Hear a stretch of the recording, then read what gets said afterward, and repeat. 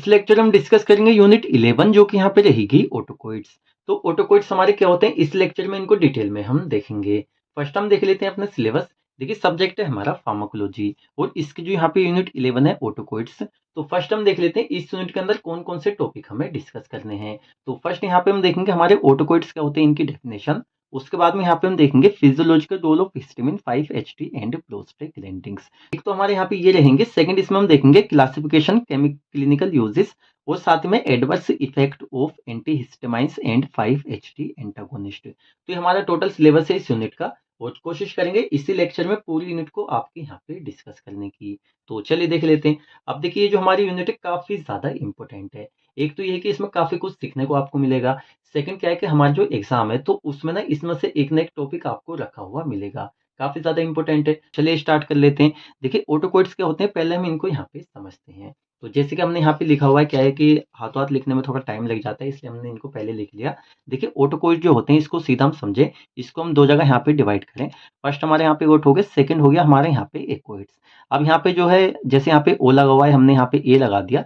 तो कहीं कहीं आपको यहाँ पे ओ लगा हुआ मिलता है ऑटोकोइड्स, कहीं कहीं आपको ए लगा हुआ मिलेगा ऑटोकोइड्स।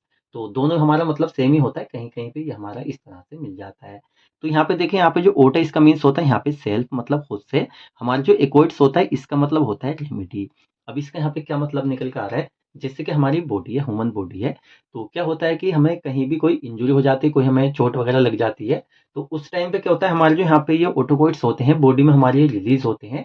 कहाँ से होते हैं, हमारे डिफरेंट टाइप के जो सेल्स होते हैं टिश्यू वहां से हमारे रिलीज होते हैं। और हमें जो इंजरी वगैरह हो जाती है तो वहां पे जाके उसको हील करने का काम करते हैं। तो एक तो हमारा ऑटोकोइड्स का ये काम हो गया।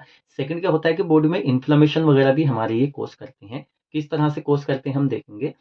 और थर्ड यहाँ पे क्या रहेगा कि हमारी बॉडी में जो एलर्जिक रिएक्शंस होती हैं उनको भी कोस करने के यहाँ पे काम करते हैं हमारे ऑटोकोइड्स। ये तीन बातें हमने आपको बताई। तो यहाँ पे एक चीज आप बिल्कुल क्लियर कर लीजिए, हमारे जो ऑटोकोइड्स होते हैं बॉडी में इनका हमें बेनिफिट भी होता है और इनका नुकसान भी देखने को मिलता है। तो दोनों चीजें यहाँ पे हमारी होती हैं। तो आपको बेसिकली समझ में आ गया ऑटोकोइड्स हमारे क्या होते हैं। फर्स्ट हम देख लेते हैं यहाँ पे इसकी डेफिनेशन। तो फर्स्ट हमारे यहाँ पे पॉइंट है also known as local hormones. देखिए हमारे जो ऑटोकोइड्स होते हैं इनको लोकल हार्मोन भी हम कहते हैं। ऐसा क्यों होता है, क्योंकि हमारे लोकल हार्मोन होते नहीं है लेकिन उसकी तरह हमारे ये एक्ट करते हैं, काम करते हैं, इसलिए हम इनको कहते हैं। सेकंड हमारे यहाँ पे पॉइंट है autacoids are locally acting hormones like chemical substances produced by different cells of the body. तो ये हमारा समझने वाला यहाँ पॉइंट है। Autacoids are locally acting hormone. क्या होता है जैसे हमारी जो बॉडी है तो एक पर्टिकुलर जगह पे जब हमें इंजरी होती है, चोट लगती है, हमारी टिश्यू डैमेज होती है, तो वहां पे हमारी एक काम करते हैं। मतलब चोट एक जगह पे लगी तो उसको एक जगह पे हील करेंगे ना। ऐसा तो नहीं है चोट एक जगह पे लगी बॉडी के एक पर्टिकुलर एरिया में और दूसरी जगह जाके हील कर रहे हैं, उसका कोई फायदा नहीं है। तो जैसे हमें कहीं इंजरी हो जाती है तो लोकली वहां पे जाके उसको हील करने का काम करते हैं हमारे जो ऑटोकोइड्स होते हैं। अब देखिए यहाँ पे एक चीज समझने वाली है, हार्मोन लाइक केमिकल सब्सटेंसेस। जैसे हमने भी आपको बताया लोकल हार्मोन की तरह हमारे काम करते हैं, उनकी तरह केमिकल सब्सटेंसेस हमारे होते हैं। लेकिन हमारे लोकल हार्मोन ही यहाँ पे नहीं होते हैं, जो कि प्रोड्यूस्ड होते हैं यहाँ पे different cells of the body. मतलब हमारी बॉडी जो डिफरेंट सेल्स होती है, जैसे मोस्ट सेल होती है उसमें काफी हमारे परसेंट होते हैं। आगे हम देखेंगे कौन सा हमारा ऑटोकोइड कहाँ पे कितना परसेंट होता है। तो हमारी जो बॉडी की डिफरेंट सेल्स होती हैं वहां से हमारे ये प्रोड्यूस होते हैं। तो इस तरह से हमारा हो गया। अब जैसे कि लाइक यहाँ पे हमने कुछ लिखे हुए, जैसे हमारा सिलेबस है तो उसके हिसाब से हमने यहाँ पे लिखे हुए और भी हमारे होते हैं। जैसे फर्स्ट है हमारे यहाँ पे हिस्टामिन हो गया, क्या है हमारा एक ऑटोकोइड्स है। सेकंड हमारे क्या यहाँ पे सेरोटोनिन जिसको 5-HT भी हम कहते हैं, हमारा क्या है ऑटोकोइड है। और थर्ड हमारे यहाँ पे प्रोस्टाग्लैंडिन्स, इसमें ऐसा आप लगा दीजिए और यहाँ पे पीजी ऐसा आप कर लीजिए। तो प्रोस्टाग्लैंडिन्स हमारा ही हो जाएगा। तो ये हमारे तीन है जो कि सिलेबस में हमें यहाँ पे डिस्कस करने हैं। तो चलिए देख लेते हैं। अब देखिए यहाँ पे क्लासिफिकेशन हमने लिखा हुआ है। क्लासिफिकेशन यहाँ पे क्यों लिखा है, क्योंकि इससे आपको समझ में आएगा कौन से ग्रुप के हमारे कौन सा ऑटोकोइड्स है और किस तरह से हमारे ये होते हैं। जैसे ऑटोकोइड्स में हमारा फर्स्ट होते हैं अमाइन ऑटोकोइड्स। अच्छा अमाइन ऑटोकोइड्स यहाँ पे हम क्यों कहते हैं, क्योंकि हमारे इनमें अमाइन ग्रुप यहाँ पे ऐड होता है। जैसे हिस्टामिन हो गया तो हिस्ट हो गया जिसको टिश्यू हम कह सकते हैं सीधा, साथ में अमाइन ग्रुप हमारे यहाँ पे ऐड है। तो हमारे यहाँ पे अमाइन ऑटोकोइड्स हो गया जिसको हम कह रहे हैं हिस्टामाइन। उस तरह से सेकंड यहाँ पे हमारा होता है सेरोटोनिन। देखिए इसमें आप कंफ्यूज मत होना, अगर एग्जाम में आपसे आई यहाँ पे सेरोटोनिन के नाम से तो आप समझ जाइए 5-HT है। 5-HT अगर यहाँ पे पूछ रहा है आपसे और सेरोटोनिन आपको याद है तो दोनों हमारे एक ही होते हैं। यहाँ पे इसको फुल नाम से भी दे दिया जाता है 5-हाइड्रोक्सीट्रिप्टामाइन। तो ये क्या है, इसमें आप कंफ्यूज बिल्कुल मत होना, ठीक है, हमारे ये एक ही होता है। हमारे यहाँ पे होते हैं लिपिड्स और इनको एक नाम से और यहाँ पे हम जानते हैं यहाँ पे आइसोसाइनोइड्स। तो ये हमारे होते हैं, इसमें हमारा प्रोस्टाग्लैंडिन्स आ जाएगा जो अभी हम देखेंगे, प्रोस्टाग्लैंडिन और हमारा थ्रोम्बोक्सिन्स। तो ये हमारे हो गए। थर्ड हमारा होता है यहाँ पे पेप्टाइड ऑटोकोइड, जिसमें कि हमारा एंजियोटेंसिन आ जाएगा, ब्रेडिकाइनिन आ जाएगा और यहाँ पर सब्सटेंस पी आ जाएगा। तो ये हमारे हो गए। तो ये इतना हमारे यहाँ पे होता है, क्लासिफिकेशन है ये हमने यहाँ पे देख लिया। अब देखिए इसके हिसाब से हम देखेंगे, तो हमारे सिलेबस में यहाँ पे 3 पूछे हमारे स्टार्टिंग के अमाइन ऑटोकोइड्स, तो इन्हीं को हम यहाँ पे डिस्कस करेंगे। जैसे कि फर्स्ट है हमारे यहाँ पे हिस्टामाइन, ठीक है ना? अब हिस्टामाइन के डायरेक्टली आपके सिलेबस में पूछे यहाँ पे फिजियोलॉजिकल रोल, लेकिन यहाँ पे क्या है कि पहले हमें समझना होगा हिस्टामाइन हमारा क्या होता है, और एग्जाम में भी आप इसी तरह से करेंगे। अगर हिस्टामाइन यहाँ पे आता है तो फर्स्ट आप उसको डिफाइन करेंगे, सेकंड यहाँ पे आप उसके फिजियोलॉजिकल रोल लिखेंगे। इससे एग्जामिनर पे इंप्रेशन पड़ता है, फुल मार्क्स आपको यहाँ पे मिलेंगे। जैसे कि हिस्टामाइन क्या होता है, तो हमने बेसिकली समझा हमारे कोर्टिकोइड्स होता है। जैसे histamine is a small water soluble molecule, और हम कैसे यहाँ, और यहाँ पे हम कह सकते हैं अमाइन ऑटोकोइड्स और लोकली एक्टिंग हार्मोन। देखिए तीनों हम कह सकते हैं। फर्स्ट के हमारे जो यहाँ पे हिस्टामिन होता है, हमारे एक स्मॉल वाटर सोल्यूबल हमारा मॉलिक्यूल होता है, तो हमारा सही है। सेकंड क्या होता है, अमाइन ऑटोकोइड्स होता है, जैसे हमने यहाँ बताया हमारा अमाइन ऑटोकोइड्स है।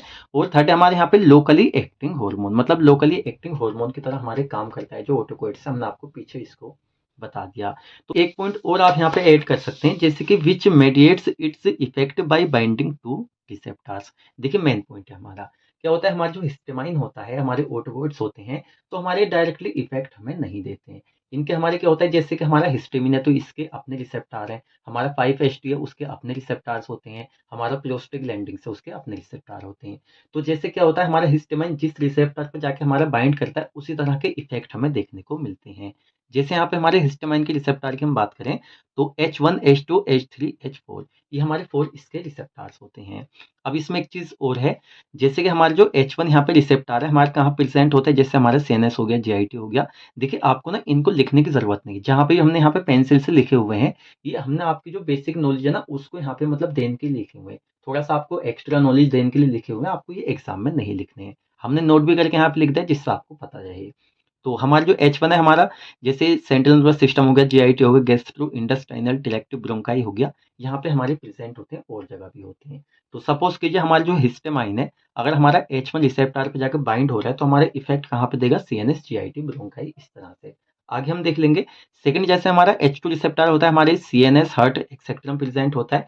H3 हमारा CNS में प्रेजेंट होता है, और H4 हमारा स्टेम सेल्स में प्रेजेंट होता है, स्टेम सेल्स में। तो इस तरह से हमारे ये होते हैं। अच्छा एक हमने यहाँ पे नोट लिखा हुआ है, देखिए नोट क्या हमारा, मेनली फाउंड लाइक। जैसे कि हमारा जो हिस्टामाइन होता है, बॉडी में हमारी कौन सी जगहों पे मेनली प्रेजेंट होता है, वैसे तो ऑल ओवर बॉडी में होता है। जैसे कि हमारी जो मास्ट सेल होती है, मेनली इसमें प्रेजेंट होता है। मास्ट सेल में जैसे हमारी स्किन हो गई, लंग्स हो गई, इंटेस्टाइन हो गई, यूरिनरी ट्रैक्ट हो गई, इस तरह से। और हमारे जो बेसोफिल्स होते हैं यहाँ पे, तो इन जगहों पे क्या होता है, हमारे जो यहाँ पे मेनली पाया जाता है हमारा हिस्टामाइन ऑटोकोइड, जहाँ से रिलीज होता है। तो ये हो गया। चलिए इसमें नेक्स्ट यहाँ पे हम देख लेते हैं फिजियोलॉजिकल रोल। अब देखिए हमारे जो यहाँ पे फिजियोलॉजिकल रोल है, हमारे सिलेबस में डायरेक्टली पूछे हुए, तो इनको और थोड़ा अच्छे से हम समझेंगे। जैसे फर्स्ट है यहाँ पे हमारे जो हिस्टामाइन है, हमारी ये इफेक्ट करता है किस पे, ऑन कार्डियोवास्कुलर सिस्टम। कार्डियोवास्कुलर की शॉर्ट फॉर्म होती है CVS, और जहाँ पे भी CVS आपको दिख जाए, समझ लीजिए सीधा हार्ट की बात चल रही है। तो इस पे किस तरह का इफेक्ट देता है, तो यहाँ पे जो टोटल हम ये पॉइंट देखेंगे, हमें ये इफेक्ट मिलेगा। यहाँ पे हमारा जो हिस्टामाइन है बाइंड होता है हमारे यहाँ पे H2 रिसेप्टर के साथ में, उसके बाद हमें ये इफेक्ट देखने को मिलते हैं, मतलब फिजियोलॉजिकल रोल। जैसे कि फर्स्ट है constriction of large blood vessels. हमारी जो लार्ज ब्लड वेसल्स होती हैं, तो उनमें जब ये इफेक्ट देता है यहाँ पे, तो कॉन्स्ट्रिक्शन करता है। कॉन्स्ट्रिक्शन को हिंदी में हम कह सकते हैं संकुचन, सिकुड़न। हमारी जो यहाँ पे ब्लड वेसल्स होती हैं, अगर उनमें यहाँ पे कॉन्स्ट्रिक्शन हो रहा है, तो सीधा कह सकते हैं उनका जो साइज है थोड़ा पतला हो रहा है, मतलब खिंच रही है। और उस कंडीशन में क्या होता है, हमारा जो BP है वहाँ पे वो इंक्रीज होता है। तो ये हमारा ये करती हैं। सेकंड यहाँ पे क्या होता है, डायलेशन ऑफ स्मॉल आर्टेरियोल्स। हमारे जो यहाँ पे छोटी धमनियां होती हैं, उनमें डायलेशन मतलब फैलाव करता है उनको थोड़ा सा, ये हमारा इसका काम होता है। थर्ड यहाँ पे हिस्टामाइन शॉक की हम बात करें, due to large amount of histamine. जैसे हमारी बॉडी में जो हिस्टामिन प्रेजेंट है, अलग अलग जगह होता है, जैसे अभी हमने यहाँ पे इस नोट में आपको बताया था। तो वहाँ पे अगर इसका बॉडी में हमारी कुछ ऐसी कंडीशन है जिससे कि हमारा जो इसका रिलीज है वो हिसाब से ज्यादा हो रहा है, तो यहाँ पे हिस्टामिन शॉक भी हम कह सकते हैं। अब यहाँ पे जो हिस्टामिन के यहाँ पे नुकसान है वो ज्यादा यहाँ पे देखने को मिलेंगे, क्योंकि यहाँ पे इसका जो रिलीज है वो ज्यादा हो रहा है। ये हो गया। नेक्स्ट यहाँ पे इंक्रीज्ड कैपिलरी परमेबिलिटी। तो हमारे यहाँ पे हिस्टामाइन होता है, हमारे H2 रिसेप्टर के साथ में बाइंड होते हैं, हमारी जो कैपिलरी केशिका पारगम्यता होती है, इसको भी हमारा इंक्रीज करने का काम करता है। तो कुछ हमारे यहाँ पे इफेक्ट होते हैं कार्डियोवास्कुलर सिस्टम पे। नेक्स्ट हमारे यहाँ पे इन्फ्लेमेशन एंड एलर्जिक रिएक्शन। अब यहाँ पे जो हमारे इन्फ्लेमेशन कोज कर रहा है, एलर्जिक रिएक्शन हमारे कोज कर रहा है हमारे हिस्टामिन, इसको हम देखेंगे। जैसे यहाँ पे जो टोटल हमें इफेक्ट देखने को मिलते हैं, तो यहाँ पे हिस्टामिन हमारा बाइंड होता है H1 रिसेप्टर के साथ में, उसके बाद हमें ये इफेक्ट देखने को मिलते हैं। जैसे यहाँ पे कुछ चीज़ हमें पहले समझनी होंगी। देखिए यहाँ पे बात चलेगी अभी एंटीजन की। तो एंटीजन हमारा क्या होता है, जैसे हमारी बॉडी में जो भी बाहर से आता है हमारा, जैसे हम सांस ले रहे हैं, कुछ बाहर से हमारी नाक के थ्रू बॉडी में आ गया, तो जितनी भी चीज़ें धूल मिट्टी हमारी हो गई, वायरस वगैरह हमारे हो गए, तो सब हमारे एंटीजन की कैटेगरी में आते हैं। नेक्स्ट हमारे यहाँ पे एंटीबॉडी क्या होती है, जो हमारा जो इम्यून सिस्टम है वो वहाँ पे रिलीज करता है प्रोटेक्शन के लिए बॉडी से। कहीं ना कहीं ये बातें हमने डिटेल में आपको ये पढ़ाई हुई है। अस्थमा वाले केसेस में कोई डिसीज वगैरह में वहाँ पे, तो ये हो गया। जैसे कि once antigen interact with IgE antibody present on the mast cell surface. देखिए हमारी बॉडी में जो मास्ट सेल होती है उसकी सरफेस से प्रेजेंट होती है हमारी आईजीई। आईजीई की फुल फॉर्म होती है इम्यूनोग्लोबुलिन ई एंटीबॉडी, जो कि हमारा जो इम्यून सिस्टम है हमारे रिलीज करता है, किस लिए कि जो एंटीजन है उससे बॉडी को प्रोटेक्ट करे। तो जैसे हम कहीं ऐसी जगह पे काम करते हैं जहाँ पे धूल मिट्टी वाला एरिया है, तो वहाँ पे कोई एंटीजन धूल मिट्टी हमारी नाक में चली गई, तो वहाँ पे क्या हमारा एक एंटीजन और जाके इंटरेक्ट करता है हमारी आईजी एंटीबॉडी से, जो मास्ट सेल पे प्रेजेंट होती है। अब जब यहाँ पे इससे इंटरेक्ट करता है तो क्या होता है, the stored histamine is released. हमारी जो बॉडी में हिस्टामाइन हमारे मतलब स्टोर्ड है एक तरह से। कहाँ पे स्टोर्ड है, मतलब जमा है हमारा मास्ट सेल में हमारा भाई है, जैसे डिफरेंट जगह हमारा होता है, हमने आपको बताया, तो वहाँ पे ही होता है। तो वहाँ से रिलीज होता है, किसको देख के, हमारा जो एंटीजन है उसको देख के, which causes allergic reaction and inflammation. वो जब भी हमारा रिलीज हो रहा है तो यहाँ पे कोज करता है एलर्जिक रिएक्शन। एलर्जिक रिएक्शन से सीधा मतलब है, जैसे हमें क्या होता है स्नीजिंग, छींकना। अब जैसे अचानक से आप धूल मिट्टी वाले एरिया में काम करें, आपकी नाक में कुछ चला गया तो एकदम से आपसे छींक आ जाती है वहाँ पे, स्नीजिंग। अब ऐसा क्यों होता है, देखिए यहाँ पे कहते हैं कि भाई बीमार हो रहा हूँ, लेकिन आपके प्रोटेक्शन के लिए होती है। अब जब आप वहाँ पे छींकते हैं तो क्या होता है, आपके जो नाक में जो भी मतलब एंटीजन गया है वो आपकी नाक से बाहर आ जाता है। तो सपोज कि जो कोई वायरस वगैरह ऐसा कुछ मैटर था या धूल मिट्टी थी, तो आपकी नाक से बाहर आ गई, तो आपकी बॉडी को फायदा हुआ ना, आगे जाकर दिक्कत अस्थमा वगैरह कोस कर सकता था। तो इस तरह से हमारा हो गया। तो एलर्जिक रिएक्शन जैसे स्नीजिंग वगैरह हो गई, ये सब यहाँ पे इसके काम होते हैं। नेक्स्ट है यहाँ पे इन्फ्लेमेशन। देखिए एलर्जिक रिएक्शन सारी हमारी फायदेमंद नहीं होती, हमारी नुकसानदायक भी होती हैं, ठीक है ना। तो इसको आप समझ लोगे। इन्फ्लेमेशन का क्या मतलब होता है, जैसे कोई मधुमक्खी वगैरह ने आपको काट लिया, जैसे कोई भी हमारी मोहाल वगैरह की मक्खी होती है, आप सीधा स्क्रीन पे देख लीजिए, जब ये कहीं काटती है तो वहाँ पे अपना जहर छोड़ देती है, केमिकल छोड़ती है। तो हमारे जो हिस्टामाइन होते हैं ना, यहाँ पे स्वेलिंग कोज कर देते हैं। स्वेलिंग कोज करने से, अब आपके लिए क्वेश्चन है, चलिए यहाँ पे आप बताइए कमेंट सेक्शन में कि हमारी जो बॉडी होती है वहाँ पे जब स्वेलिंग कोज हो रही है तो वो हमारी बॉडी के लिए फायदेमंद है, यहाँ पे नुकसानदायक है, ठीक है ना। कमेंट सेक्शन में आप इसको बताना। अगर आपको नहीं पता है तो उसका आंसर हम आप बाद में दे देंगे। ऐसा मत सोचना सर को नहीं पता है इसलिए आप पे डाल रहे हैं इसको, ठीक है ना। हमें पता है, आपको यहाँ पे हम क्वेश्चन दे रहे हैं। तो हमारे ये सारा काम हो गया यहाँ पे। थर्ड यहाँ पे क्या होता है, गैस्ट्रिक एसिड सिक्रीशन। तो यहाँ पे क्या फिजियोलॉजिकल रोल होते हैं इसके, histamine bind with H2 receptor and it stimulates acid secretion in the stomach. हमारा जो हिस्टामाइन होता है यहाँ पे, हमारा जो H2 रिसेप्टर है इसके साथ में जाकर बाइंड होता है और यहाँ पे स्टिमुलेट करता है। स्टिमुलेट का मतलब यहाँ पे इंक्रीज कर देता है यहाँ पे एसिड सिक्रीशन। एसिड सिक्रीशन की बात चली यहाँ पे HCl की, इन द स्टमक, हमारा जो स्टमक होता है।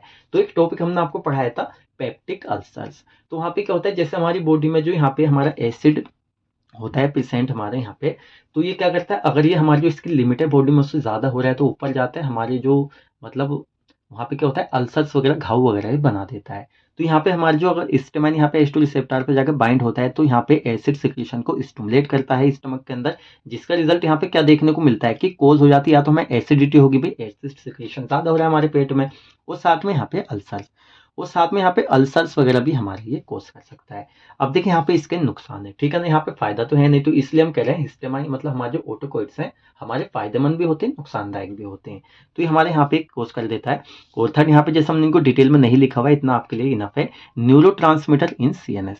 हमारा जो हिस्टामाइन होता है तो हमारे सेंट्रल नर्वस सिस्टम में एज ए न्यूरोट्रांसमीटर की तरफ वर्क करता है। साथ में हमारी जो बाउंड हीलिंग है, जिससे अभी हमने आपको बताया, हमारी जो बाउंड वगैरह होती हैं रिलीज होकर उनको हील करने का भी ये काम करता है। तो फर्स्ट जो हमारा आपके सिलेबस में फिजियोलॉजिकल रोल ऑफ हिस्टामाइन हमारा ये कंप्लीट हो जाता है। सेकंड हम देख लेते हैं यहाँ पे हमारा 5HT। तो ये हमारे यहाँ पे क्या होता है, देखिए यहाँ पे एक चीज आपको क्लियर होगी, हमारा ऑटोकोइड है जिसकी यहाँ पे हम बात कर रहे हैं। तो जो हमारे ऑटोकोइड्स के काम होते हैं वो उस तरह से हमारे यहाँ पे ये होगा।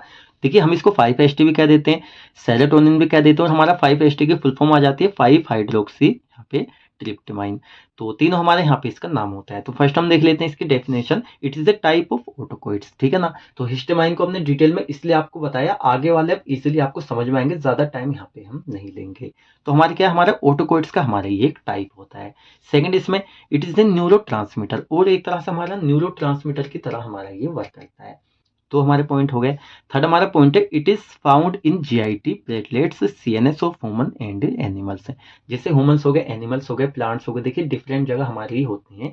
तो इनमें जो हमारा जीआईटी होता है ना, गैस्ट्रो इंटेस्टाइनल ट्रैक्ट, तो हमारा जो 5-HT सेरोटोनिन होता है हमारे 90%, तो 80 से 90% हमारे प्रेजेंट होता है ओनली इसी जगह पे, ठीक है ना। सेकंड हमारा जो 10% बचता है हमारे, जैसे प्लेटलेट्स हो गई, सीएनएस हो गए और जगह हमारी होती है, वहां पे हमारा ये प्रेजेंट होता है। तो सीधा हम समझिए ऑटोकोइड का हमारा एक ही टाइप है, न्यूरोट्रांसमीटर की तरह काम करता है और हमारे जीआईटी में 90% पाया जाता है, अदर जगह हमारा 10% पाया जाता है। इसमें नेक्स्ट हमारा पॉइंट है they act locally in body. हमने आपको बताया ना, लोकली हमारी बॉडी में काम करता है जगह के हिसाब से। तो यहाँ तक आई थिंक आपको इसमें क्लियर होगा। अब जैसे यहाँ पे हम देखिए नोट लिखा हुआ है, इसको यहाँ पे हम देख लेते हैं। जैसे हमारा जो 5-HT होता है तो इसके अपने रिसेप्टर होते हैं। जैसे हमने आपको बताया ना, हिस्टामाइन हो गया, 5-HT हो गया, प्रोस्टाग्लैंडिन हो गया, ये अपने रिसेप्टर पे जाकर बाइंड होते हैं और वहाँ पे इफेक्ट देते हैं। तो किस तरह से हमारा इफेक्ट देता है, हमारा जो 5-HT होता है ये हमारे रिसेप्टर पे जाकर बाइंड होता है। जैसे हमारे कौन कौन से रिसेप्टर हो, जैसे 5-HT1 हो गया, 5-HT2 हो गया, 5-HT3 हो गया, 5-HT4 हो गया, इस तरह से 5-HT5, 6, 7, तो इस तरह यहाँ तक हमारा ये होता है। तो ये हमारे हो गया। अभी आपको एग्जाम में नहीं लिखना है, आपकी बेसिक नॉलेज के लिए हमने ये आपको बता दिए। जैसे कि हम देख लेते हैं 5-HT हमारे जो सेरोटोनिन है, इसके फिजियोलॉजिकल रोल हमारे क्या होते हैं। तो फर्स्ट हमारे यहाँ पे इफेक्ट ऑन सीवीएस, जबकि कार्डियोवास्कुलर सिस्टम पे जैसे हमारे क्या होते हैं, हमारे वहाँ पे रिसेप्टर होते हैं, वहाँ जाकर बाइंड होता है, तो क्या हमें ये इफेक्ट देता है, मतलब फिजियोलॉजिकल रोल होते हैं इसके वहाँ पे। जैसे फर्स्ट हमारा blood pressure, it may be cause hypotension और हाइपरटेंशन। देखिए क्या होता है, हमारे जो यहाँ पे 5-HT है, अब इसका रिलीज कितना हो रहा है, ज्यादा हो रहा है, कम हो रहा है, तो उस तरीके से यहाँ पे हम कह सकते हैं ये हमारा कोज कर सकता है हाइपोटेंशन, मतलब हमारा जो ब्लड प्रेशर है, बीपी, उसको ये डिक्रीज कम भी कर सकता है।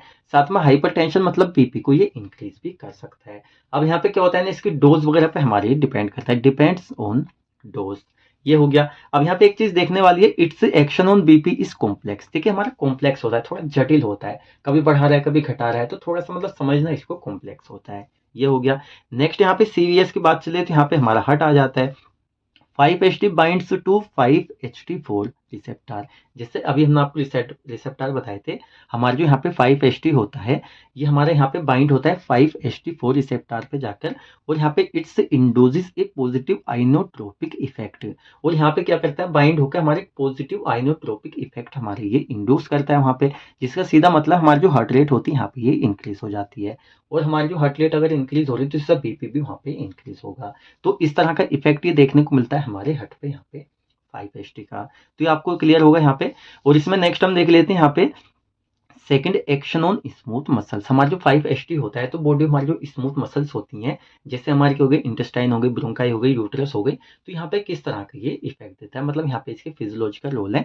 जैसे serotonin stimulates contraction of intestine, bronchi and uterus. हमारे जो यहाँ पे क्या होता है, जो 5-HT होता है, तो जैसे हमारे यहाँ पे स्मूथ मसल्स होती है, इंटेस्टाइन, यहाँ पे ब्रोंकाई, यूट्रस, तो यहाँ पे इनमें मतलब कॉन्ट्रैक्शन स्टिमुलेट, मतलब स्टिमुलेट करता है यहाँ पे कॉन्ट्रैक्शन। कॉन्ट्रैक्शन क्या होता है हमारा, जैसे कि यहाँ पे नेक्स्ट हम देख सकते हैं यूट्रस इफेक्ट।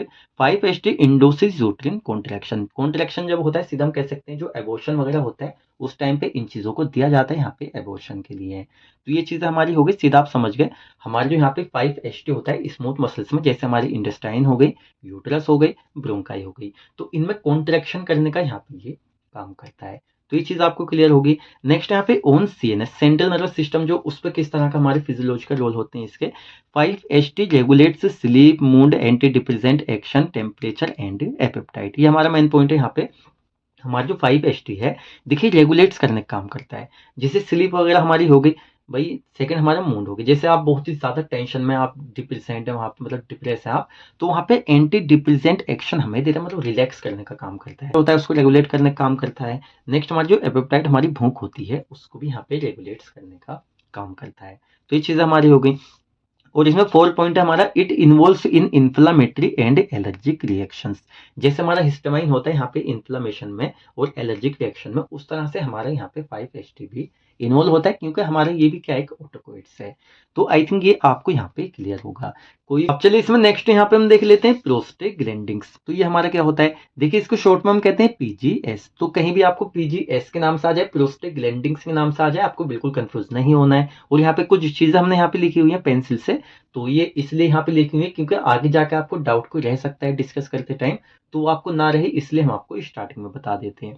देखिए यहाँ पे ओनली प्रोस्टेग्लैंडिन होता तो सीधा हम कह सकते हैं सिंगल कंपाउंड होता, लेकिन यहाँ पे प्रोस्टेग्लैंडिन से मतलब एस हमारे यहाँ पे लगा हुआ है। तो इसका यहाँ पे क्या रीजन है, क्योंकि नोट में हम देख लेते हैं हमारा जो पीजीएस है एक हमारा सिंगल कंपाउंड ही नहीं होता है, ग्रुप होता है। जिस ग्रुप में हमारे और भी होते हैं, जैसे यहाँ पे पीजीई हो गया, पीजीएफ हो गया, और भी हमारे होते हैं। तो इस तरह से यहाँ पे एस लगा हुआ है, ये चीज आपको क्लियर होंगी। साथ में देखिए इस ग्रुप में हमारे और भी होते हैं, जैसे थ्रोम्बोक्सेंस हो गया, साथ में ल्यूकोट्राइन्स हो गया। क्योंकि हमारे सिलेबस में नहीं दिए हुए तो इनको यहाँ पे हम नहीं देखेंगे। तो ये चीज आपको क्लियर है। चलिए डेफिनेशन इसकी हम देख लेते हैं। It is a group of compounds, हमारे ग्रुप का कंपाउंड होता है derived from unsaturated 20 carbon fatty acids primarily arachidonic acid pathway. हमारे क्या होता है, हमारे जैसे कंपाउंड होते हैं जिसमें कि 20 अनसैचुरेटेड कार्बन फैटी एसिड होते हैं, उसमें हमारे जैसे अरेकिडोनिक एसिड है, तो इससे हमारा ये डिराइव्ड होता है। अभी चीज आपको यहाँ पे क्लियर हो गई। लेकिन सपोज कीजिए आपको लग रहा है कि सर ये थोड़ा सा हार्ड है, एग्जाम में हमसे नहीं लिखा जाएगा, हमारी समझ में पूरा नहीं आ रहा है ये, तो इसके लिए एक सिंपल सॉल्यूशन है आपके लिए। आप यहाँ पे इसकी जगह यहाँ पे लाइन लिख दीजिए, it is a type of autocoids. और सेकंड आप यहाँ पे लाइन लिख दीजिए, पीजीएस एक्ट ऑन इस receptor and show their effect. जैसे कि हिस्टामाइन और हमने 5-HT बताया, जैसे हमारे ये होते हैं ऑटोकोइड, जैसे हमारे प्रोस्टेग्लैंडिन्स है, ये अपने रिसेप्टर पे जाके बाइंड होता है और अपना इफेक्ट यहाँ पे शो करता है। तो इस तरह से हो गया, 2 लाइन आप लिख दीजिए, आपके लिए इसकी डेफिनेशन सिंपल हो जाएगी। ये हो गया। अब नेक्स्ट हम देख लेते हैं यहाँ पे इसके फिजियोलॉजिकल रोल हमारी बॉडी में क्या होते हैं। जैसे फर्स्ट हम देखेंगे जीआईटी गैस्ट्रो इंटेस्टाइनल ट्रैक्ट पे हमारे क्या होता है, तो सीधा प्रोस्टेग्लैंडिन अपने रिसेप्टर पे जाके बाइंड होता है और यहाँ पे ये इफेक्ट देता है। तो जीआईटी में it reduce acid secretion in stomach. जैसे कि हमारे जो स्टमक है उसमें हमारा एसिड सिक्रीशन ज्यादा हो रहा है, तो उस कंडीशन में इसको हम ले भी सकते हैं। तो क्या होता है, हमारा जो एसिड का सिक्रीशन है उसको यहाँ पे ये कम करने का काम करता है, रिड्यूस करने का काम करता है। अब यहाँ पे रिड्यूस कर रहा है तो सीधा हम कह सकते हैं हमारी एसिडिटी, अल्सर वगैरह होने के चांस यहाँ पे कम रहेंगे। तो यहाँ पे ये हो गया। सेकंड, इट इंक्रीज दिस, यहाँ पे सिक्रेशन ऑफ मुकस, हमारे जो मुकस का सिक्रेशन है उसको भी यहाँ पे इंक्रीज करने का ये काम करता है। तो एक तो फिजियोलॉजिकल रोल हमारे यहाँ पे हो जाता है किस पे, था हमारे ये जीआईटी पे है। सेकंड होता है हमारे सीवीएस, हमारा जो कार्डियोवास्कुलर सिस्टम है उस पर क्या ये इफेक्ट देता है। देखिए होता है हमारा पीजीई2। जैसे कि अभी हमने आपको बताया था, कोई डाउट आपका ना रहे, हमारे ग्रुप ऑफ कंपाउंड होता है जिसमें कि क्या होता है हमारा पीजीई, पीजीएफ, ये हमारे यहाँ पे होते हैं। तो ये चीज़ अब यहाँ पे आपको मतलब आप इसमें कंफ्यूज नहीं होंगे। जैसे हमारा जो पीजीई2 होता है तो ये हमारे क्या करता है, यहाँ पे कोज करता है वेसोडाइलेशन। अब वेसोडाइलेशन क्या होता है, हमारी जो ब्लड वेसल्स होती है उनमें डायलेशन, मतलब वो फैलती हैं, और जब वहाँ पे वो फैलेंगी तो यहाँ पे फॉल इन ब्लड प्रेशर, हमारा जो बीपी होता है यहाँ पे कम हो जाता है। सपोज कि यहाँ पे कॉन्स्ट्रिक्शन होता तो हमारा बीपी यहाँ पे हाई होता, क्योंकि हमारी जो मतलब जगह होती है कम होती है कॉन्स्ट्रिक्शन में, जिससे प्रेशर पड़ता है। तो यहाँ पे हमारा डायलेशन, वेसोडाइलेशन हो रहा है वेसल्स में, इसलिए यहाँ पे ब्लड प्रेशर हमारा कम हो जाता है, तो हमारा कोर्स करता है। सेकंड यहाँ पे पीजीएफ2 एल्फा, अगर इस पे हमारा ये हो रहा है ये चीजें, तो सीधा हम कह सकते हैं constriction many veins including pulmonary veins, साथ ही में आर्टरी। हमारी जो पल्मोनरी वीन्स होती हैं ये चीज हमने आपको पहले ही बता दी है, साथ में आर्टरीज होती हैं, तो इनमें क्या करता है, कॉन्स्ट्रिक्ट करने का हमारा इनको काम करता है। तो ये चीज हमारी होती है यहाँ पे सीवीएस कार्डियोवास्कुलर सिस्टम पे। नेक्स्ट यहाँ पे हम देख लेते हैं थर्ड, यहाँ पे प्लेटलेट्स। तो यहाँ पे किस तरह का इसका फिजियोलॉजिकल रोल होता है। जैसे हमारा पीजीआई2, पीजीआई2 क्या होता है हमारे, इसको हम कहते हैं प्रोस्टेसाइक्लिन, उसी ग्रुप का है हमारा। प्रोस्टेग्लैंडिन का कुछ अलग से यहाँ पे नहीं आया है, नाम चेंज हुआ है, ठीक है ना। तो हमारा जो पीजीआई2 होता है ये इनहिबिट्स करता है प्लेटलेट्स एग्रीगेशन। अब यहाँ पे प्लेटलेट्स एग्रीगेशन क्या होता है पहले भी हम आपको बता चुके हैं, थोड़ा सा चलिए बता देते हैं। जैसे हमारी बॉडी पे किसी एक पर्टिकुलर एरिया पे कहीं भी हमें चोट लगती है, इंजुरी होती है, तो आपने देखा होगा कुछ टाइम तक तो हमारे वहाँ पे ब्लड जाता है, वहाँ पे निकलता है, और कुछ टाइम बाद क्या होता है ब्लड हमारा जमा हो जाता है। तो क्या होता है हमारा प्लेटलेट्स से एग्रीगेशन हो जाता है, हमारी प्लेटलेट्स वहाँ पे एक जगह आके वहाँ पे जमा हो जाती है, जिससे एक थक्का, एक क्लोट जम जाता है। तो क्या होता है हमारा जो पीजीआई2 होता है प्रोस्टेसाइक्लिन, ये इसको इनहिबिट करता है, मतलब कि वहाँ पे क्लोट, थक्का ये जमने नहीं देता है। अच्छा ऐसा हो क्यों रहा है, तो इट इज यूज्ड ड्यूरिंग यहाँ पे हेमोडायलाइसिस। हेमोडायलाइसिस क्या हमारे एक प्रोसेस, हमारे एक ट्रीटमेंट होता है, तो उसके दौरान यहाँ पे पीजीआई2 का यूज किया जाता है यहाँ पे प्रिवेंट करने के लिए प्लेटलेट्स एग्रीगेशन को। अब हमारे यहाँ पे ये क्या होता है हमारा ट्रीटमेंट, तो आप स्क्रीन पे देख लीजिए, एक फोटो हमने यहाँ पे लगा दी, क्योंकि ये डिटेल में हमें यहाँ पे समझने की जरूरत नहीं है, लेकिन आपको अगर कंफ्यूजन हो रही है यहाँ पे इसको लेके, तो आप वीडियो को यहाँ पे रोक लीजिए और इसको थोड़ा सा देख लीजिए, ठीक है ना। इस तरह की हमारी ये प्रोसेस होती है। नेक्स्ट यहाँ पे किडनी पे किस तरह का हमारे देता है, जैसे कि blood flow and tubular he absorption is regulated by PGS. Regulated का मतलब होता है कम भी कर सकता है, ज्यादा भी कर सकता है, किसके यहाँ पे ब्लड के फ्लो को, साथ में ट्यूबुलर री एब्जॉर्प्शन जो है इसको। तो इस तरह से हमारा किडनी पर हमारे ये इफेक्ट देता है। नेक्स्ट हमारे यूट्रस पे किस तरह से इफेक्ट देता है, ये तो PGs are commonly used for abortion. ठीक है, सबसे जो मेनली हमारे यूज होता है पीजीएस प्रोस्टेग्लैंडिंस का, वो हमारा यूज होता है यहाँ पे एबॉर्शन में। क्या होता है, जो फीमेल होती है अगर उनको अबॉर्शन कराना है तो उस टाइम पे यहाँ पे इसका यूज किया जाता है। तो ये हो गया। नेक्स्ट क्लिनिकल यूज, इसमें भी हमने यहाँ पे लिखा हुआ है फॉर एबॉर्शन। अब यहाँ पे आपके सिलेबस में क्लिनिकल यूज नहीं पूछे इसके, लेकिन हमने यहाँ पे लिख दिया जिससे कि आपको थोड़ी सी नॉलेज रहे। तो आपका जो यहाँ पे प्रोस्टेग्लैंडिन से ये हमारा कंप्लीट हो जाता है। अब जैसे कि हमारा सिलेबस से फर्स्ट वाला पोर्शन हमारा कंप्लीट हो गया। यहाँ पे सेकंड यहाँ पे classification clinical uses adverse effect of antihistamines and 5-HT antagonist. चलिए इसको भी इसी में देख लेते हैं। देखने का यहाँ पे सीधा रीजन है, अभी आपको सब चीजें दिमाग में होंगी कि हमारा हिस्टामाइन होता है 5-HT प्रोस्टेग्लैंडिन, तो इसमें समझने में आपको कोई भी दिक्कत नहीं होगी। देखिए यहाँ पे एक तो हो गया हमारा हिस्टामाइन। हिस्टामाइन क्या होता है, हमारी बॉडी में मोस्ट सेल वगैरह काफी जगह प्रेजेंट होता है। हमारी बॉडी में क्या करता है, अभी इंजुरी वगैरह होती है उसको हील करने का काम करता है। जितनी सारी चीजें थी हमने आपको ये बता दी। उसके अपोज में यहाँ पे होता है एंटी हिस्टामाइंस। अब क्या होता है, हमारा जो हिस्टामाइन है यहाँ पे कोई एलर्जिक रिएक्शन कोस कर रहा है, इन्फ्लेमेशन वगैरह कोस कर रहा है, तो हमारी बॉडी में नुकसानदायक है। तो उसको सही करने के लिए यहाँ पे एंटी हिस्टामाइन हमारी जो ड्रग्स होती हैं, दवाइयाँ, मेडिकेशन, उनको यहाँ पे हम लेते हैं। देखिए काफी ज्यादा इंपॉर्टेंट है, हमारे समझने वाला है यहाँ पे। जैसे कि यहाँ पे डेफिनेशन फर्स्ट हम देख लेते हैं एंटी हिस्टामाइंस की। These are those drugs which inhibit the action of histamine। हमारी जो बॉडी में हिस्टामाइन रिलीज हो रहा है, जिस तरह का वो अपना इफेक्ट दे रहा है, यहाँ पे एक्शन दे रहा है, तो उसको ना इनिबिट करने के लिए, उसको रोकने के लिए, प्रिवेंट करने के लिए एंटी हिस्टामाइन ड्रग का यूज किया जाता है। फर्स्ट पॉइंट यहाँ पे क्लियर है। सेकंड है basically these are of two types. और ये जो हमारे यहाँ पे होती हैं हमारी एंटी हिस्टामाइन, हमारी टू टाइप की होती हैं। फर्स्ट होता है यहाँ पे H1 एंटागोनिस्ट, सेकंड होता है H2 एंटागोनिस्ट। देखिए यहाँ पे चाहे तो आप एंटी वर्ड लगा लें, चाहे आप यहाँ पे एंटागोनिस्ट कह लें। एक होता है एगोनिस्ट, एक होता है एंटागोनिस्ट। तो एंटागोनिस्ट जो होता है एगोनिस्ट के अपोज वर्क करता है, ठीक है ना। तो यहाँ पे जो हमारे जैसे हिस्टामाइन है, हमारी बॉडी में हिस्टामाइन रिलीज होता है और हमारा H1 रिसेप्टर पे जाकर बाइंड होता है और अपना इफेक्ट वहाँ पे शो करता है, एक्शन। तो उसको यहाँ पे हमारी जो इनिबिट करेगा उसके एक्शन को, वो करेगा H1 एंटागोनिस्ट। हमारी क्लास आगे हम देखेंगे। साथ में इस क्लास, तो इस क्लास के हमारी कुछ ड्रग्स होती हैं। साथ में H2 एंटागोनिस्ट जो हमारा H2 रिसेप्टर पे जाके हमारा हिस्टामाइन बाइंड होता है, तो वहाँ पे H2 एंटागोनिस्ट हमारी कुछ ड्रग्स होती हैं जो यहाँ पे दी जाती हैं, ठीक है ना। यहाँ तक चीजें क्लियर है। थर्ड है यहाँ पे they give their effect by blocking the H1 H2 receptors. अब हिस्टामाइन बाइंड हो रहा है अपने रिसेप्टर पे, H1 पे H2 पे, तो हमारी जो एंटी हिस्टामाइन ड्रग्स होती हैं ये जाकर ना इन रिसेप्टर को यहाँ पे ब्लॉक कर देती हैं। अब भाई यहाँ पे रिसेप्टर ही ब्लॉक हो जाएगा तो आगे की जो प्रोसेस है वो एक्शन देगा, हिस्टामाइन अपना इफेक्ट वो वहाँ पे दे ही नहीं पाएगा। तो इस तरह से हमारी ये ड्रग्स वर्क करती हैं। तो आई थिंक ये इसकी जो डेफिनेशन आपको बिल्कुल क्लियर होगी। नेक्स्ट हम देख लेते हैं यहाँ पे क्लासिफिकेशन। क्लासिफिकेशन हमारा क्या आएगा, जैसे हमने देखा ना अभी H1 एंटागोनिस्ट, H2 एंटागोनिस्ट, इसमें कुछ हमारी ड्रग्स हैं जो कि H1 H2 रिसेप्टर को यहाँ पे ब्लॉक करती हैं। जैसे फर्स्ट है यहाँ पे H1 एंटागोनिस्ट, तो इसमें हमारी सारी वो ड्रग्स आएंगी जो H1 रिसेप्टर है उसको जाके ब्लॉक करेंगी। जैसे जनरेशन के हिसाब से फर्स्ट जनरेशन है, इसमें हमारी डाइफिनहाइड्रेमाइन आ जाती है, यहाँ पे साइक्लोफिनेरेमाइन आ जाती है, यहाँ पे ट्राइप्रोलाइडिन हो जाती है और यहाँ पे प्रोमेथाजिन हो जाती है। अच्छा प्रोमेथाजिन ये तो बिल्कुल कॉमन है। सेकंड जनरेशन जिसमें हमारी सिट्रीजिन, लिवोसिट्रीजिन, ये हमारी आ जाती है, कॉमन है, ये चीजें हम पहले से जानते हैं। नेक्स्ट आते हैं हमारे H2 एंटागोनिस्ट, जो कि हमारे जो यहाँ पे हमारा H2 रिसेप्टर होता है जिसपे हिस्टामाइन आकर बाइंड होता है, उसको यहाँ पे ब्लॉक करता है। जैसे रेनिटिडिन हो गया, सिमिटाइडाइन हो गया, यहाँ पे एक्रिवेस्टिन हो गया।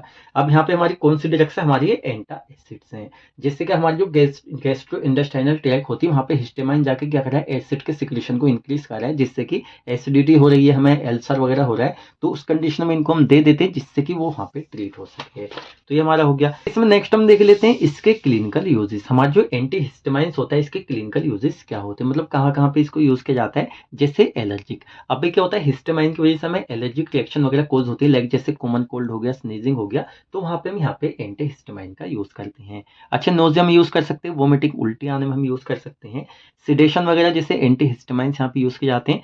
सेवरल एलर्जीज होती हैं, तो सभी किसकी वजह से हो रहे हैं, हिस्टामाइन की वजह से हो रही हैं, और उसके एक्शन को, इफेक्ट को इनहिबिट करने के लिए यहाँ पे हम ड्रग को ले रहे हैं जो कि हमारी एंटी हिस्टामाइन होती हैं। अच्छा, पिंक आई जैसे यहाँ पे क्या होता है, एलर्जिक कंजक्टिवाइटिस होता है, तो वहाँ पे भी एंटी हिस्टामाइन का हम यूज़ कर सकते हैं। साथ में यहाँ पे स्वेलिंग ऑफ द स्किन, जैसे हिस्टामाइन जो होता है हमारी स्वेलिंग वगैरह कोस कर देता है, तो वहाँ पे उसको ट्रीट करने के लिए यहाँ पे एंटी हिस्टामाइन का यूज़ किया जाता है एक्सेट्रा। ये हमारे होते हैं यहाँ पे इसके क्लिनिकल यूजेस। नेक्स्ट आपके सिलेबस में पूछा हुआ है एडवर्स इफेक्ट। हम जो यहाँ पे एंटी हिस्टामाइन को बॉडी में ले रहे हैं, तो इनके कुछ एडवर्स इफेक्ट, कुछ नुकसान भी हमें देखने को मिलते हैं। जैसे फर्स्ट है यहाँ पे सिडेशन। अब क्या हो रहा है, अभी यहाँ पे हिस्टामाइन के इफेक्ट को इनहिबिट करने के लिए हम ले रहे हैं सिट्राजिन, लिवोसिट्राजिन, तो उससे सिडेशन, नींद भी यहाँ पे आपको आ सकती है। नेक्स्ट यहाँ पे डिजीनेस, इनको लेने से चक्कर भी आपको आ सकते हैं। ब्लड विजन, आपकी जो विजन है वो ब्लड धुंधली यहाँ पे हो सकती है। और इसमें जैसे कि एंग्जाइटी हो सकती है, ड्राई माउथ, आपका माउथ यहाँ पे ड्राई हो सकता है, ड्राई कफ, खांसी, ये भी आपको हो सकती है। तो एक्सेट्रा क्या यहाँ पे इसके एडवर्स इफेक्ट होते हैं। आपके सिलेबस में एक और यहाँ पे पूछा हुआ है 5-HT एंटागोनिस्ट। देखिए यहाँ पे कुछ चीज़ आपको समझनी होंगी। जैसे कि हमारी जो सिलेबस है यहाँ पे, जैसे फर्स्ट पूछा हिस्टामाइन, सेकंड एंटी हिस्टामाइन, तो ये इसका एंटागोनिस्ट है। उस तरह से जैसे हमने ऑटोकोइल देखा यहाँ पे 5-HT, तो इसका यहाँ पे एंटागोनिस्ट होता है 5-HT एंटागोनिस्ट। क्योंकि क्या होता है, 5-HT जो हमें काफी सारे बेनिफिट्स दे रहा है बॉडी में, लेकिन कुछ हमारे उसके नुकसान भी होते हैं। तो जो हमारी नुकसान वाली कंडीशन है उसको सही करने के लिए यहाँ पे 5-HT एंटागोनिस्ट को बॉडी में लिया जाता है, मतलब ड्रग की तरह यहाँ पे लिया जाता है बाहर से। तो क्या होते हैं 5-HT एंटागोनिस्ट? तो डेफिनेशन में, these are those drugs which inhibit the action of 5-HT, जिसको सेरोटोनिन हम कहते हैं। तो जैसे हिस्टामिन के इफेक्ट को यहाँ पे मतलब इनहिबिट करने के लिए हम ले जाते हैं एंटी हिस्टामाइन, उसी तरह से हमारा जो ऑटोकोइट होता है 5-HT, उसको इनहिबिट करने के लिए यहाँ पे हम लेते हैं जो हमारी 5-HT एंटागोनिस्ट होते हैं, जो कि इसके एक्शन को यहाँ पे इनहिबिट करते हैं। नेक्स्ट यहाँ पे इसका क्लासिफिकेशन है, इसमें हमारे कुछ ड्रग्स आएंगे जो हमारी 5-HT एंटागोनिस्ट होती हैं, जिससे ऑन्डेंसेट्रिलिन हो गया हमारा वोमिटिंग में यूज किया जाता है, क्लोजेपाइन हो गया, और हमारे यहाँ पे लिखी हुई है, तो ये सब इसमें हमारी आ जाती हैं। नेक्स्ट यहाँ पे हम देख लेते हैं क्लिनिकल यूजेस। ये जो हमारी सारी ड्रग्स है हमारा 5-HT एंटागोनिस्ट होते हैं, तो ये इनके क्लिनिकल यूजेस हमारे कहाँ पे मतलब ये यूज होते हैं क्लिनिकली, एज ए एंटी स्पास्मोटिक्स। मतलब कि हमारी बॉडी में जो हमारा 5-HT होता है, सेरोटोनिन होता है, इसकी वजह से क्या होता है, कभी कभी बॉडी में स्पाज्म बन जाता है, ऐंठन हो जाती है, तो उसको ट्रीट करने के लिए यहाँ पे 5-HT एंटागोनिस्ट हमारे लिए जाते हैं। साथ में एज ए एंटी इमिटिक्स। एंटी इमिटिक्स मतलब, इमिटिक्स का मतलब होता है तो उल्टी वोमिटिंग वगैरह होती है, जैसे कि ऑन्डेंसेट्रिलिन जो है हमारे इस कैटेगरी में आता है एज ए एंटी इमिटिक्स। नेक्स्ट यहाँ पे एज ए एंटी हाइपरटेंसिव। क्या होता है, देखिए हमारे जो यहाँ पे सेरोटोनिन होता है 5-HT हमारा ऑटोकोइड्स, इससे क्या होता है ना, हमारी बॉडी में बीपी भी हमारा इंक्रीज हो जाता है जब अपना फिजियोलॉजिकल एक्शन देता है ये सीरियस कार्डियोवास्कुलर सिस्टम पे। तो उस कंडीशन में 5-HT एंटागोनिस्ट यहाँ पे दिए जाते हैं जो पीपीए ब्लड प्रेशर है उसको कम करने के लिए। नेक्स्ट यहाँ पे एज ए एंटी एलर्जिक, हमारे जो यहाँ पे ऑटोकोइड्स हमारे मतलब हमारे जो 5-HT है, सेरोटोनिन हमारे ऑटोकोइड्स होता है जो कि एलर्जिक रिएक्शन कोज करता है, तो वहाँ पे एज ए एंटी एलर्जिक यहाँ पे ड्रग के रूप में ले जाता है 5-HT एंटागोनिस्ट को। टू ट्रीट माइग्रेन, माइग्रेन भी हो जाता है सेरोटोनिन वहाँ पे मतलब 5-HT की वजह से, जिसको ट्रीट करने के लिए यहाँ पे इसका यूज किया जाता है। अच्छा, एडवर्स इफेक्ट यहाँ पे क्या होता है, ड्राउसनेस हो सकती है, ड्राई माउथ हो सकता है, साथ में वेट गेन, वजन भी यहाँ पे बढ़ सकता है। क्योंकि यहाँ पे क्या मीनिंग है, जैसे कि होता है कभी कभी हम एंटी एलर्जी की दवाई बहुत ज्यादा खाते हैं, जिसकी वजह से हमारा जो वेट है वो भी वहाँ पे गेन हो जाता है। हालांकि हेल्दी वेट हमारा वो नहीं होता है, लेकिन वहाँ पे गेन हो जाता है, जो कि हमारी बॉडी के लिए बाद में नुकसानदायक हो सकता है। तो यहाँ पे इसका ये एडवर्स इफेक्ट होता है। इसी के साथ में हमारी जो यहाँ पे यूनिट 11 है हमारी ये कंप्लीट हो जाती है। देखिए आपका जो सिलेबस था इसमें फर्स्ट यहाँ पे हमारे ऑटोकोइड्स थे जिनको हमने डिटेल में देखा, histamine, 5-HT, prostaglandins, classification, clinical uses, adverse effect यहाँ पे पूछे था आपके एंटी हिस्टामाइन के, 5-HT एंटागोनिस्ट के। सबसे पहले यहाँ पे हिस्टामिन आपने डिटेल में देखा, 5-HT देखा, उसके बाद में इसके आपने एंटागोनिस्ट देखे। तो एक को आप अच्छे समझ लीजिए, दूसरा उसके अगेंस्ट वर्क करता है, वो आपको इजीली समझ में आ जाएगा। तो आई थिंक पूरी जो यूनिट है आपको अच्छे से समझ में आई होगी। इसमें अगर आपका कोई भी डाउट रहा है ना, तो दो तरीके से आप इसको क्लियर कर सकते हैं। फर्स्ट तो आपको अच्छा रहेगा आप दोबारा से पूरे लेक्चर को देख लीजिए, या उस पॉइंट को आप दोबारा से यहाँ पे देख लीजिए जिसमें आपको कोई डाउट है, या आप कमेंट सेक्शन में यहाँ पे आके बता सकते हैं हमें कोई डाउट आपका इस तरह का है जो हमें क्लियर करना चाहिए, तो उसको वहाँ पे हम क्लियर कर देंगे। तो हमारा हो जाता है लेक्चर अच्छा लगा है। देखिए लेक्चर हमारे इतने टाइम का है, लेकिन इसके पीछे मेहनत काफी सारी हमारी होती है। तो आपको लेक्चर अच्छा लगा है तो वीडियो को लाइक करें, चैनल पर आप नए हैं चैनल को सब्सक्राइब करें। अच्छा, आपको इसके नोट्स चाहिए पूरी फार्माकोलॉजी सब्जेक्ट के, पूरे नोट्स जो हमने आगे कवर नहीं किया उसके भी हमने अपलोड किए हुए हैं अपनी वेबसाइट पे। आपको स्क्रीन पे वेबसाइट दिख रही होगी, इसको आप सीधा सर्च भी कर सकते हैं गूगल पे, www.easyfarms.com। लिंक आपको डिस्क्रिप्शन में मिल जाएगी, टेलीग्राम पे मिल जाएगी, व्हाट्सएप पे मिल जाएगी।